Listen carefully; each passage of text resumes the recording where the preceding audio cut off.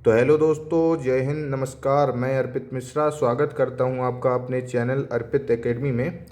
तो जैसा कि दोस्तों हम लोग जानते हैं कि हम लोग जूनियर असिस्टेंट की कंप्यूटर सीरीज को लगातार कर रहे हैं और ये हमारा चौथा टॉपिक चल रहा है, इंटरनेट ऑफ थिंग्स। ये आज हमारा आईओटी का पार्ट 2 होगा। पार्ट 1 हम लोग ऑलरेडी कंप्लीट कर चुके हैं। तो जिन भी साथियों ने वो वीडियो नहीं देखी हो तो चैनल पर जाकर मैंने प्लेलिस्ट बना दी है, तो आप लोग वहाँ से देख सकते हैं। तो दोस्तों, जैसा कि मैं आपसे बता चुका हूँ कि ये कंटेंट मेरे द्वारा स्वयं तैयार किया जा रहा है। ये मैंने ना तो कहीं से कॉपी किया हुआ है, मैं आपसे पहले भी बता चुका हूँ। और इसके अलावा दोस्तों, एक चीज़ और मैं कहना चाहूँगा कि पूरे यूट्यूब में आप लोग मेरे इन नोट्सों से और अन्य यूट्यूब चैनलों से कंपेयर कर लीजिएगा और देख लीजिएगा कि इतना ऑथेंटिक कंटेंट आपको कहीं और नहीं मिल सकता। ये मेरा दावा है। आप लोग कंपेयर करके देख लीजिएगा। पहली बात तो आपको यूट्यूब में फ्री कोर्स उपलब्ध है ही नहीं, मैं बताए दे रहा हूँ आपको। और जहाँ कहीं मिलेगा भी तो लाइन से आपको इतना सिस्टमेटिक कंटेंट नहीं मिलेगा, क्योंकि मैं इसको स्वयं हैंड रिटन नोट्स हैं ये मेरे। तो आप लोग इसको देखिए और यदि आप लोगों को लगता है कि ये कंटेंट आपके लिए बेनिफिट रहेगा तो आप लोग चैनल को लाइक एंड सब्सक्राइब जरूर कर दिया करिए। और जो भी दोस्त इस भ्रम में हैं कि भाई ये तो साधारण कॉपी पेन से पढ़ा रहे हैं और डिजिटल बोर्ड वगैरह की सुविधा नहीं है, तो दोस्तों मैं आपसे बता दूं कि जिसको पढ़ना है उनको सुविधाओं से ज़्यादा कंटेंट की भूख रहती है। और इस चैनल में जो साथी अपने पढ़ रहे हैं, मेरे साथ तैयारी कर रहे हैं, तो वो जानते होंगे कि कंटेंट में दम कितना है। तो बस दोस्तों, मैं आपसे इतना ही कहना चाहूँगा कि यदि वीडियो अच्छी लगे तो लाइक एंड सब्सक्राइब कर लीजिएगा, और जिसको पढ़ना है वो तो पढ़ ही रहा है। तो चलिए दोस्तों, शुरू करते हैं आज का अपना टॉपिक। जैसा कि पार्ट 1 में हम लोगों ने दोस्तों आईओटी की प्रमुख रूपरेखा जान ली थी, उसके घटक जान लिए थे और घटकों का पूरा विश्लेषण जान लिया था। तो जैसा कि मैंने पार्ट 1 में बताया है दोस्तों कि इंटरनेट ऑफ थिंग्स है क्या। इंटरनेट ऑफ थिंग्स का अगर मैं आपसे पूरा रूप बताऊं तो इंटरनेट और थिंग्स, थिंग्स को हिंदी में कहते हैं वस्तुएं। तो वो वस्तुएं, वो उपकरण जो इंटरनेट से जुड़ी होती हैं वही इंटरनेट ऑफ थिंग्स होती हैं। तो हम लोगों ने इंटरनेट ऑफ थिंग्स की रूपरेखा पार्ट 1 में कंप्लीट कर ली है। अब जो हमारा आज पार्ट 2 होने वाला है, इसमें इंटरनेट ऑफ थिंग्स की जो वो वस्तुएं हैं, जो उपकरण है, मान के चलिए वस्तुएं कह देंगे उसको, तो उनको पढ़ना है। जैसे कि मान के चलिए इंटरनेट से संबंधित कौन कौन सी वस्तुएं होती हैं। वाईफाई हो गया, जो कि हम लोगों ने यहाँ पर पहले ही पॉइंट में दे रखा है। ब्लूटूथ हो गया, और भी कई इस तरह की चीज़ें होंगी जो इंटरनेट से संबंधित होंगी। तो ये आपको पढ़ना है। अगर हम लोगों ने इंटरनेट ऑफ थिंग्स में वो थिंग्स ही नहीं पढ़ी जो इंटरनेट से संबंधित है, तो फिर हम लोगों का ये टॉपिक अधूरा ही नहीं रह गया। तो चलिए दोस्तों, शुरू करते हैं अपना पहला पॉइंट। पहला है हमारा दोस्तों वाईफाई। पहली बात तो आपको याद रखना है कि इसका जो फुल फॉर्म होता है वो वायरलेस फिडेलिटी होता है। इसको आपको इंग्लिश में भी दिया जा सकता है और हिंदी में भी दिया जा सकता है। तो दोनों लैंग्वेज में आपको घबराना नहीं है, दोनों ध्यान रख कर चलना है। तो इसमें क्या है देख लेते हैं दोस्तों। यह एक वायरलेस नेटवर्किंग तकनीकी है। वायरलेस, जो डिवाइसेस को इंटरनेट से जोड़ने के लिए उपयोग की जाती है, और ये WLAN पर आधारित है। तो पहली बात इसमें याद रखने की क्या है कि पहली बात तो ये वायरलेस है।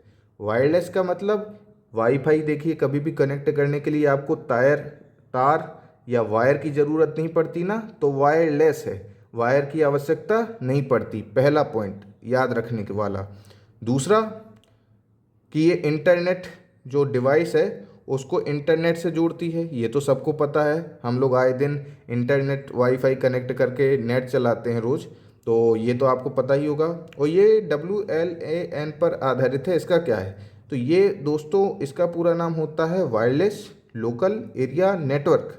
तो ये इस पर आधारित है। वायरलेस तो हमने यही समझ लिया था कि ये वायरलेस है। LAN लोकल एरिया नेटवर्क होता है, मतलब कि ये LAN आप एक प्रकार से समझ सकते हैं कि ज़्यादा दूरी तक काम नहीं करता है, इसलिए ये वाईफाई WLAN पर आधारित है, क्योंकि हम लोग जानते हैं कि यदि हम लोग ज़्यादा अधिक दूरी पर हैं तो ये वाईफाई कनेक्ट नहीं होता है। जब उसके आप लोकल एरिया पर ही होंगे तभी वो वाईफाई कनेक्ट होता है। तो चलिए दोस्तों, इसकी कुछ प्रमुख विशेषताएं हैं जो हमारे जानना बहुत ज़रूरी है, तो इसको हम लोग जान लेते हैं। पहला है कि ये वायरलेस नेटवर्क तकनीकी है, ये हम लोग ऊपर पढ़ चुके हैं। इसकी जो गति है दोस्तों वो 150 MB पर सेकेंड से 9.6 GB पर सेकेंड तक हो सकती है। मतलब कम से कम 150 MB पर सेकेंड हो सकती है और अधिक से अधिक 9.6 GB पर सेकेंड हो सकती है। तो ये आपको इसकी रेंज है दोस्तों, मतलब कि इसकी गति स्पीड है कि ये कितनी गति से हमको इंटरनेट प्रोवाइड कर सकती है, तो ये याद रखना है। और यहाँ पर दोस्तों इसकी रेंज दी गई है, जो मैंने अभी आपको बताया था कि अधिकतम और न्यूनतम। जैसे कि हम लोग किसी लाइब्रेरी में रहते हैं तो लाइब्रेरी से यदि ज़्यादा दूर चले जाएंगे तो वो जो लाइब्रेरी का वाईफाई है वो हमें कनेक्ट नहीं होगा। लेकिन अगर हम लोग लाइब्रेरी के अंदर हैं और अगर हम लोग उसमें कोड एंटर कर देते हैं, पासवर्ड, तो वाईफाई आसानी से कनेक्ट हो जाता है। तो इसकी जो रेंज है दोस्तों वो इंडोर रेंज है 100 मीटर और आउटडोर रेंज है 500 मीटर। तो आपको ये मान के चलना है कि जो वाईफाई है वो कम से कम 100 मीटर के एरिया में हो सकता है और अधिकतम 500 मीटर के एरिया से में हो सकता है। 500 मीटर यानी आधा किलोमीटर से आगे का अभी तक वाईफाई नेटवर्क नहीं बना है। अगर आप लोग इससे ज़्यादा दूरी पर जाते हैं, 500 मीटर से अधिक दूरी पर जाते हैं, तो वाईफाई कनेक्ट होगा ही नहीं। इसका दोस्तों एक्सटेंशन है, ये बहुत इम्पोर्टेंट है, और ये रेंज भी आपके लिए बहुत इम्पोर्टेंट है। तो एक्सटेंशन इसका क्या है, IEEE.802.11। ये एक्सटेंशन आपको याद रखना है। एक्सटेंशन हम लोगों से प्रीवियस ईयर एग्जाम में पूछे जा चुके हैं, जूनियर असिस्टेंट के नहीं दोस्तों। जो वाईफाई का टॉपिक अन्य एग्जामों में आया है तो उसमें पूछा जा चुका है कि आखिर वाईफाई का एक्सटेंशन नेम क्या है। इसकी आवृत्ति दोस्तों 2.4 गीगाहर्ट्ज से 5 GHz तक होती है, ये आपको याद रखना है। तो इसमें सबसे ज़्यादा इम्पोर्टेंट की यदि मैं बात कर लूँ तो सबसे ज़्यादा इम्पोर्टेंट है ये इसकी रेंज हो गई और इसका एक्सटेंशन नेम हो गया। और ये तो आपको पता ही चल जाएगा, याद रखने की ज़रूरत ही नहीं है कि ये वायरलेस नेटवर्किंग तकनीकी है। तो चलिए दोस्तों, चलते हैं हम लोग अपनी दूसरी थिंग्स की ओर जो इंटरनेट से कनेक्ट होती है। उसका नाम है ब्लूटूथ। ये ब्लूटूथ से भी सभी लोग दोस्त परिचित होंगे, इसमें कोई अलग से चीज़ नहीं है। हम लोग आए दिन इसको जो है इस्तेमाल करते हैं। पहले जब बड़े बड़े जो आजकल डाटा ट्रांसफ़र वाले एप्लीकेशन चल गए हैं, जैसे शेयर इट हो गया दोस्तों, जेंडर हो गया, इससे हम लोग जो अपना फ़ोटो और वीडियो एक दूसरे के मोबाइल में ट्रांसफ़र कर लेते हैं। तो जब ये चीज़ नहीं थी दोस्तों तो हम लोग ब्लूटूथ के ज़रिए ही फ़ोटो हो गया और अन्य चीज़ ट्रांसफ़र करते थे। जबकि आज तो बहुत बड़े बड़े एप्लीकेशन हो गए हैं, व्हाट्सएप से भी चली जाती हैं पिक वगैरह, और जेंडर, शेयरिट, बहुत सारे प्लेटफॉर्म हैं। तो हमारा अगला जो IoT जो थिंग्स है वो है ब्लूटूथ। ब्लूटूथ एक वायरलेस पर्सनल एरिया नेटवर्क है। तो ये भी आपको याद रखना है, जैसे वाईफाई वायरलेस है वैसे ही ब्लूटूथ भी वायरलेस है। उसी तरह ये भी वायरलेस पर्सनल एरिया नेटवर्क तकनीकी है जो डिवाइसेस को एक दूसरे से जोड़ने के लिए उपयोग की जाती है। आप यदि ये ना भी पढ़ें तो आप नॉर्मल ब्लूटूथ के बारे में जानते होंगे कि ब्लूटूथ का उपयोग किस लिए किया जाता है। डेटा को यहाँ से वहाँ ट्रांसफ़र करने के लिए, फाइल यहाँ से वहाँ भेजने के लिए, फ़ोटो वगैरह भेजने के लिए, वीडियो वगैरह भेजने के लिए। तो इसकी जो प्रमुख तकनीकी है, वो विशेषताएं हैं दोस्तों, वो हम लोग जान लेते हैं जो हमारे एग्ज़ाम के पॉइंट ऑफ व्यू से इम्पोर्टेंट रहेगी। तो इसमें दोस्तों पहला तो यही हो गया कि ये वायरलेस पर्सनल एरिया नेटवर्क पर आधारित है, WPAN। ऊपर मैंने फुल फॉर्म लिख चुके हैं। इसकी जो दोस्तों रेंज होती है वो 10 मीटर होती है, ये आपको याद रखना है। हम लोगों ने वाईफाई की रेंज कितनी पढ़ी थी, 100 मीटर से 500 मीटर, जबकि जो ब्लूटूथ की रेंज है वो 10 मीटर तक होती है। यानी इसको फिट में भी लिख दिया है 33 फीट तक। अधिक दूरी पर हो जाएगा तो वो कनेक्ट तो हो सकता है कि हो जाए, लेकिन जो प्रॉपर उसकी स्पीड है तो डाटा ट्रांसफ़र होने की स्पीड अपने आप कम हो जाएगी। और ये दोस्तों लो पावर कंजप्शन है, मतलब इसके लिए बहुत कम पावर की आवश्यकता होती है। ये आपको याद रखना है, क्योंकि आपको अभी अन्य भी इस तरह की थिंग्स मिलेंगी जिसमें कम पावर की आवश्यकता होती है, लेकिन सबसे ज़्यादा कम पावर की आवश्यकता ब्लूटूथ में ही होती है। ये आपको याद रखना है। इसके अलावा दोस्तों यदि इसकी आवृत्ति की बात कर लें तो ये 2.4 GHz यानी गीगाहर्ट्ज की आवृत्ति पर काम करता है। इसके अलावा दोस्तों इसका एक्सटेंशन नेम क्या हो जाएगा, 802.15.1।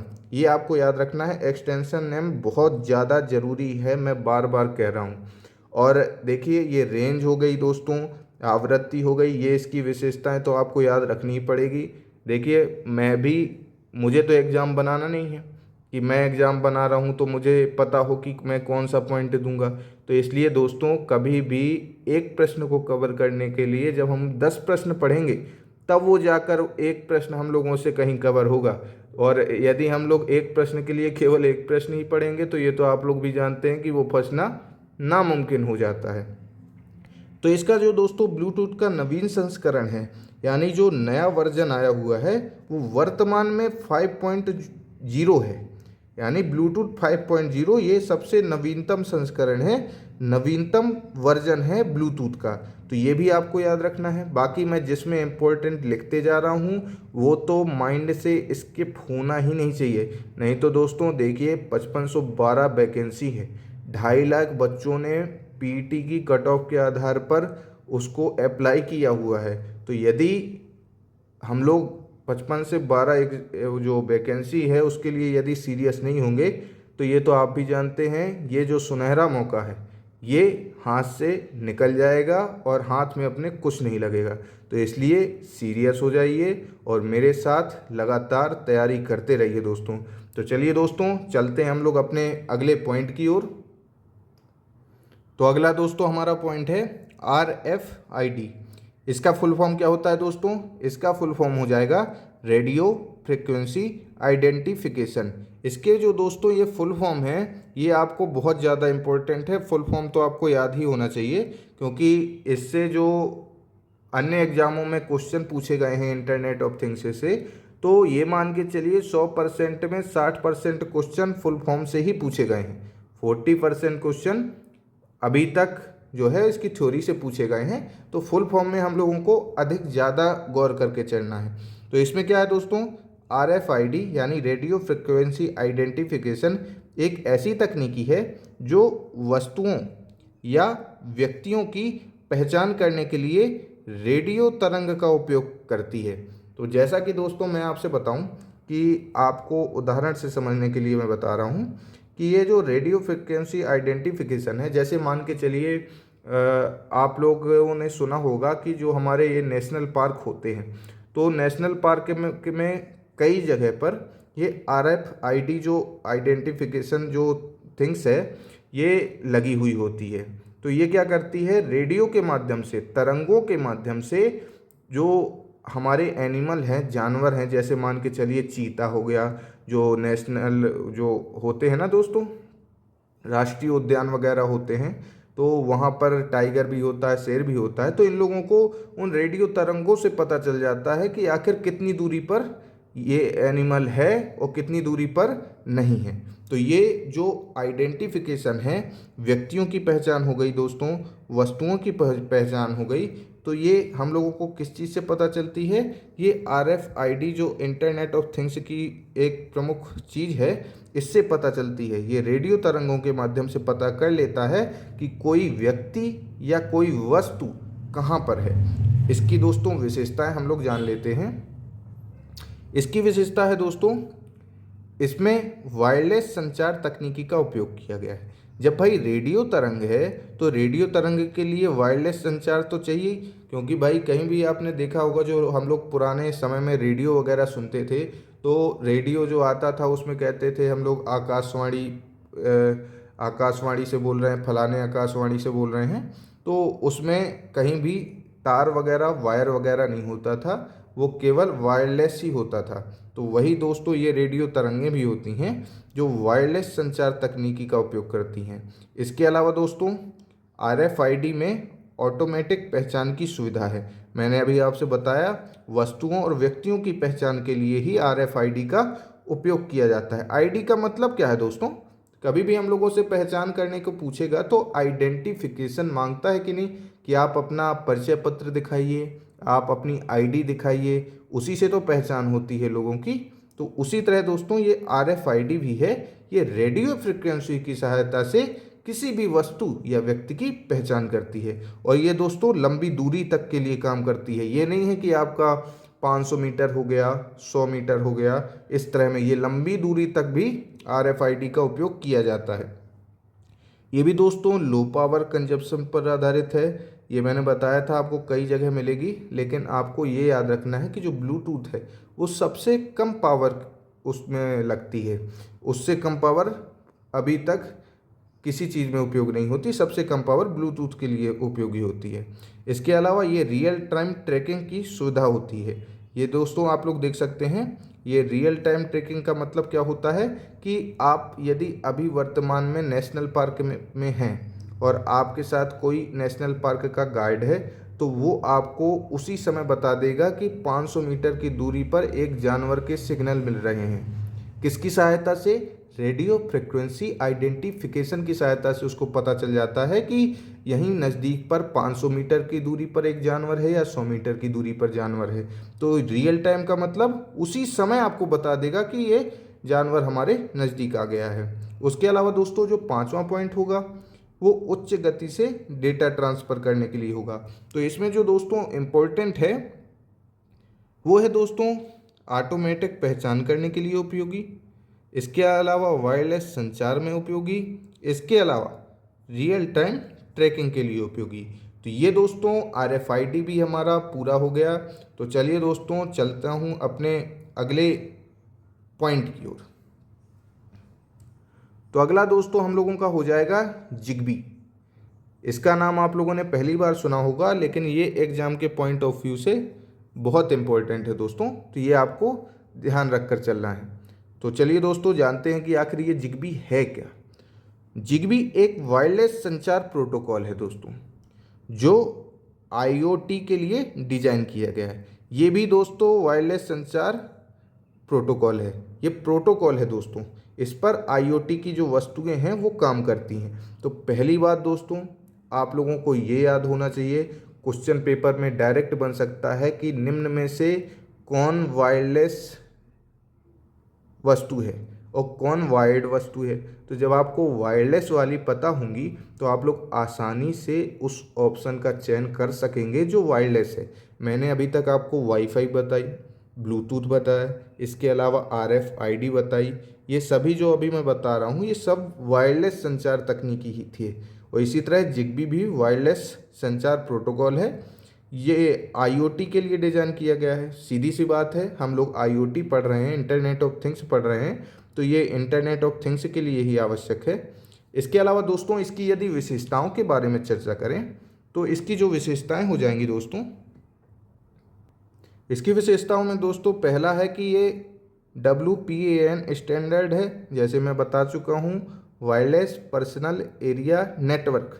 तो ये इसका स्टैंडर्ड है, ये भी इम्पोर्टेंट है आपके एग्जाम के पॉइंट ऑफ व्यू से। इसके अलावा इसका यदि एक्सटेंशन की बात कर ली जाए तो 802.15.4 ये हो गया आपका, ये बहुत इम्पोर्टेंट है। ये होम ऑटोमेशन में उपयोगी है, सबसे इम्पोर्टेंट दोस्तों। तो मैं आपको बता दूं कि जो होम ऑटोमेशन होता है तो ये क्या है। आजकल दोस्तों जो नए घर बन रहे हैं, नए रूम्स में इस तरह की सुविधा है कि जैसे ही आप रूम में इंटर करिए और आप लोग लाइट जो है वो अपने आप ओपन हो जाएगी। आप लोग ऑफिस से अपने घर की तरफ जा रहे हैं, आप लोग सोचते हैं कि AC जो है हमको रूम में पहुंचते पहुंचते ठंडी मिले, तो आप लोग इंटरनेट की सहायता से उस AC को ओपन कर सकते हैं ताकि जब तक आप अपने रूम में पहुंचे आपको कमरा ठंडा मिले। तो ये होम ऑटोमेशन के अंतर्गत आता है। तो जिग्बी का उपयोग होम ऑटोमेशन में उपयोगी है। ये बहुत इंपॉर्टेंट क्वेश्चन है, कई बार जो आपके अन्य एग्जाम हैं जिसमें भी ये IoT चैप्टर आता है उसमें पूछा जा चुका है। तो अगला है दोस्तों ये लो डाटा पर काम करती है, यानी 40 KB पर सेकेंड और 100 KB पर सेकेंड कम से कम 40 KB पर सेकंड पे और अधिकतर 100 KB पर सेकंड पर काम करता है। ये मेश नेटवर्क आर्किटेक्चर पर आधारित है। ये एक प्रकार का दोस्तों नेटवर्क आर्किटेक्चर है, तो मेश नाम है इसका नेटवर्क आर्किटेक्चर का। तो ये आपको याद रखना है कि ये जो जिगबी है ये मेश नेटवर्क आर्किटेक्चर पर आधारित है। और इसका यदि दोस्तों नवीन संस्करण की बात कर लें, नए वर्जन की बात कर लें, तो जिगबी का जो नया वर्जन है वो जिगबी 3.0 है। ये ज़्यादा इम्पोर्टेंट नहीं है दोस्तों, लेकिन आपको ओवरव्यू के रूप में याद रखना है कि जिगबी का न्यू वर्जन जो है वो 3.0 है। तो चलिए दोस्तों चलते हैं अपने अगले पॉइंट की ओर। अगला हमारा पॉइंट है RF। इसका फुल फॉर्म होता है रेडियो फ्रिक्वेंसी। यह एक प्रकार का इलेक्ट्रोमैग्नेटिक वेव है। ये आपके लिए प्रमुख जो शब्द है ये याद रखना है कि ये इलेक्ट्रोमैग्नेटिक वेव है, जिसकी आवृत्ति 3 से 300 GHz के बीच होती है। यह वेव वायरलेस संचार में उपयोगी है। वायरलेस, ये आपको बहुत ध्यान देना है दोस्तों कि वायरलेस कौन कौन से हैं, मैं आपसे बार बार कह रहा हूँ। रेडियो फ्रिक्वेंसी पे काम करने वाले जो प्रमुख हमारे जो IoT हैं वो कौन कौन से हैं, जैसे मान के चलिए रेडियो ही हम पढ़ चुके हैं। जो हम लोग पुराने ज़माने में रेडियो सुनते थे वो रेडियो फ्रिक्वेंसी पर ही काम करता है। टीवी हो गई, ये भी आपको पता होगा, ये रेडियो फ्रिक्वेंसी पर काम करता है। जो हमारे अंतरिक्ष में जो सैटेलाइट हैं उनसे जो रेडियो तरंगों के माध्यम से टीवी पे जितने सिग्नल हैं, जो न्यूज़ वगैरह हमें मिलती हैं, करंट की न्यूज़ें मिलती हैं, तो वो किससे उपयोगी है, ये सब रेडियो फ्रिक्वेंसी पर ही काम करते हैं। इसी तरह दोस्तों मोबाइल हो गया, वाईफाई हो गया, ब्लूटूथ हो गया, तो ये सभी दोस्तों रेडियो फ्रिक्वेंसी पर काम करते हैं। इसकी जो विशेषता है दोस्तों, यदि विशेषता की बात कर लें तो इसकी जो आवृत्ति है ये आपको याद रखना है। तरंग दैर्ध्य याद करना है, जो 1 मीटर से 100 किलोमीटर तक रहती है। ये देख सकते हैं दोस्तों कि इसकी जो रेडियो फ्रिक्वेंसी की जो रेंज है और तरंग दैर्ध्य है ये 1 मीटर से लेकर 100 किलोमीटर तक रहती है। इसके अलावा यदि दोस्तों गति की बात कर लें तो ये लगभग प्रकाश की गति से के समान इसकी गति होती है। तो ये तो दोस्तों आपको ज़्यादा इम्पोर्टेंट नहीं है। इसकी जो तरंग दैर्ध्य है ये आपको याद रखना है। इसके अलावा दोस्तों इसकी आवृत्ति आपको याद रखना है। ये दोनों आपके लिए उपयोगी हैं। तो चलिए दोस्तों आज के लिए इतना ही। आज हम लोगों ने IoT की प्रमुख 5 जो थिंग्स हैं वो कर ली हैं। जो शेष 5 थिंग्स हम लोगों को और पढ़ना है वो हम लोग नेक्स्ट पार्ट में कंप्लीट कर लेंगे, क्योंकि वीडियो ज़्यादा बड़ा हो जाएगा। तो इससे हम लोग उसको शेष जो रह गया है हमारा नेक्स्ट पार्ट में कंप्लीट कर लेंगे, और नेक्स्ट पार्ट में हमारा इंटरनेट ऑफ थिंग्स का जो पूरा चैप्टर है वो कंप्लीट हो जाएगा। तो दोस्तों आप लोग किसी के कंटेंट, कोई भी कंटेंट दे, मैं भी कंटेंट दूं, तो उसको आप लोग एक बार प्रीवियस ईयर का जो पेपर है जो हमारे एग्ज़ाम हो चुके हैं उससे एनालिसिस ज़रूर किया करिए कि कौन सा चैनल आपके लिए उपयोगी है, कौन साथी आपके लिए सही कंटेंट कर रहा है। ये तो आप लोग एनालिसिस कर सकते हैं ना। इसी से आपके लिए लाभदायक होगा कि कौन चीज़ हमारे लिए सही है और कौन सही नहीं है। तो ये मात्र मेरी आपके लिए सलाह थी। इसके अलावा यदि वीडियो अच्छी लगे दोस्तों तो लाइक एंड सब्सक्राइब करके शेयर ज़रूर कर दीजिएगा। चलिए तो मिलते हैं दोस्तों नेक्स्ट वीडियो में। तब तक के लिए जय हिंद, नमस्कार।